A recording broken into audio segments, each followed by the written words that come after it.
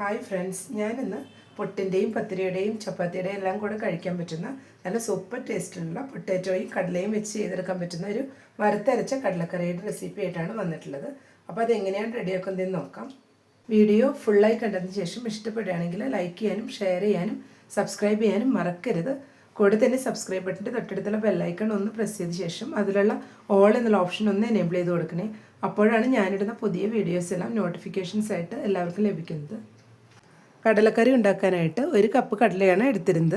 അത് വാഷ് ചെയ്ത ശേഷം ഓവർനൈറ്റ് സോക്ക് ചെയ്ത് വെച്ചതാണ്. അത് കുക്കറിലോട്ട് ഇട്ട് കൊടുത്തിട്ടുണ്ട്. ഇതിലേക്ക് ഒരു സവാള സ്ക്വയേഴ്സായിട്ട് കട്ട് ചെയ്ത് വെച്ചതും കൂടെ ചേർത്ത് കൊടുക്കാം.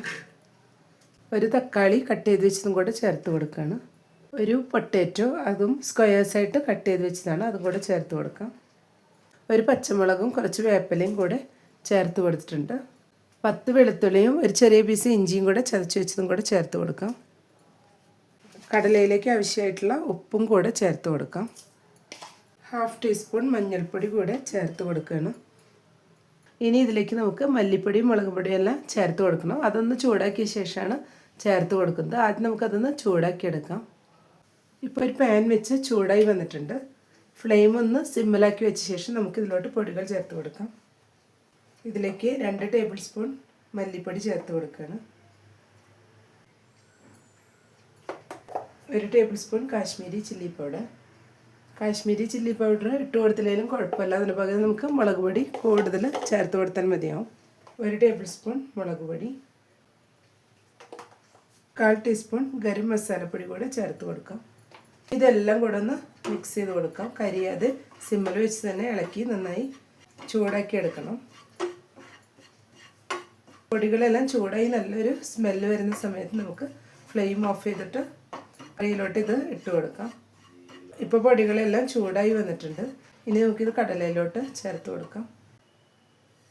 ഇനി ഇതെല്ലാം കൂടെ കൈ വെച്ച് തന്നെ നന്നായി ഒന്ന് മിക്സ് ചെയ്തെടുക്കണം. ഈ മസാലകളെല്ലാം നന്നായി തന്നെ ഒന്ന് പിടിച്ച് വരാനാണ്. എല്ലാം കൂടെ നന്നായി ഒന്ന് മിക്സ് ചെയ്തെടുക്കാം. ഇപ്പോൾ എല്ലാം കൂടി നന്നായി മിക്സ് ചെയ്ത് കൊടുത്തിട്ടുണ്ട്. ഇനി ഇതിലോട്ട് നമുക്ക് വെള്ളം ചേർത്ത് കൊടുക്കണം. ഞാനിപ്പോൾ ഇതിലോട്ട് 2 ഗ്ലാസ് വെള്ളമാണ് ചേർത്ത് കൊടുക്കുന്നത്. ഇനി ഇതെല്ലാം കൂടെ ഒന്ന് മിക്സ് ചെയ്ത ശേഷം 2 വിസിൽ ഹൈ ഫ്ലെയിമിലും 3 വിസിൽ ലോ ഫ്ലെയിമിലും വരുത്തിയിട്ട് നന്നായി തന്നെ കടല ഒന്ന് വേവിച്ചെടുക്കാം.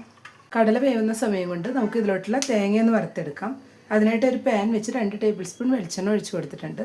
ഇതിലോട്ട് 1 കപ്പ് തേങ്ങ ഇട്ട് കൊടുക്കുകയാണ്. കുറച്ച് വേപ്പില കൂടെ ചേർത്ത് കൊടുക്കാം. 3 ചുവന്നുള്ളി ചേർത്ത് കൊടുക്കുന്നുണ്ട്. 4 വെളുത്തുള്ളി കൂടെ ചേർത്ത് കൊടുക്കാം. ഇതെല്ലാം കൂടെ ഒന്ന് മിക്സ് ചെയ്ത് കൊടുക്കാം. ഇതിലേക്ക് ഇനി 2 ടീസ്പൂൺ പെരിഞ്ജീരകം പൊടിച്ചതും കൂടെ ചേർത്ത് കൊടുക്കാം. ഇനി ഇതെല്ലാം കൂടെ നന്നായി തന്നെ ഒന്ന് ഫ്രൈ ചെയ്തെടുക്കണം. മീഡിയം ഫ്ലെയിമിൽ വെച്ചിട്ട് നല്ല ബ്രൗൺ കളറായി വരുന്ന വരെ നമ്മളിതൊന്ന് ഫ്രൈ ചെയ്തെടുക്കണം. ഇപ്പോൾ തേങ്ങയെല്ലാം നല്ല ബ്രൗൺ കളറായി വന്നിട്ടുണ്ട്. ഇതുപോലെ നന്നായി തന്നെ നമ്മളിത് ഫ്രൈ ചെയ്തെടുക്കണം. അപ്പോഴാണ് കടലക്കറിക്ക് നല്ല കളറും ടേസ്റ്റും ലഭിക്കുന്നത്. ഇതിന് മിക്സിയുടെ ജാറിലിട്ട് അല്പം വെള്ളം ചേർത്ത് നന്നായി ഒന്ന് അരച്ചെടുക്കാം. കടല ഇപ്പോൾ നന്നായി തന്നെ വെന്ത് വന്നിട്ടുണ്ട്. ഇനി ഇതൊരു പാത്രത്തിലോട്ട് മാറ്റാം. ഇപ്പോൾ കടല ഒരു പാത്രത്തിലോട്ട് മാറ്റിയിട്ടുണ്ട്. ഇനി നമുക്ക് ഇതിലോട്ട് വറുത്തരച്ച് വെച്ച തേങ്ങയും കൂടെ ചേർത്ത് കൊടുക്കാം. ഇതേ ജാറിൽ തന്നെ അല്പം വെള്ളം ചേർത്ത് അതും കൂടെ ഇതിൽ ഒഴിച്ചു കൊടുക്കുന്നുണ്ട്. ഇനി ഇതെല്ലാം കൂടെ ഒന്ന് മിക്സ് ചെയ്തെടുക്കാം. ഇപ്പോൾ എല്ലാം കൂടെ ഒന്ന് മിക്സ് ചെയ്ത് കൊടുത്തിട്ടുണ്ട്. ഇനി ഇത് നന്നായി ഒന്ന് ബോയിലായി വരുന്നവരെ വെയിറ്റ് ചെയ്യാം.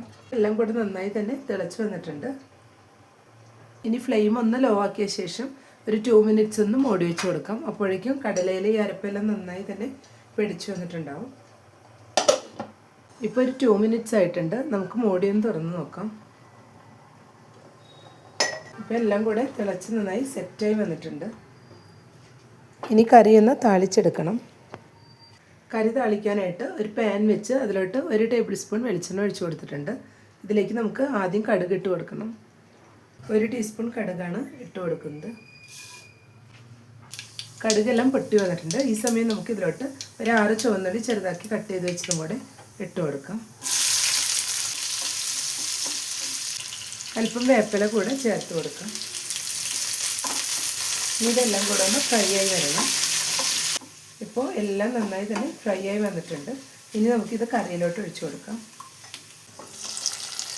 ഇനി ഇതെല്ലാം കൂടെ നന്നായി ഒന്ന് മിക്സ് ചെയ്ത് കൊടുക്കാം. അപ്പോൾ പൊട്ടാറ്റോയും കടലയും ചേർത്ത് വറുത്തരച്ച കറി ഇവിടെ റെഡിയായി വന്നിട്ടുണ്ട്. പത്തിരിയുടെ കൂടെയും ചപ്പാത്തിയുടെ കൂടെയെല്ലാം നല്ല ടേസ്റ്റാണ് കഴിക്കാനായിട്ട്. അപ്പോൾ എല്ലാവരും ഈ രീതിയിലൊന്ന് ട്രൈ ചെയ്ത് നോക്കുക.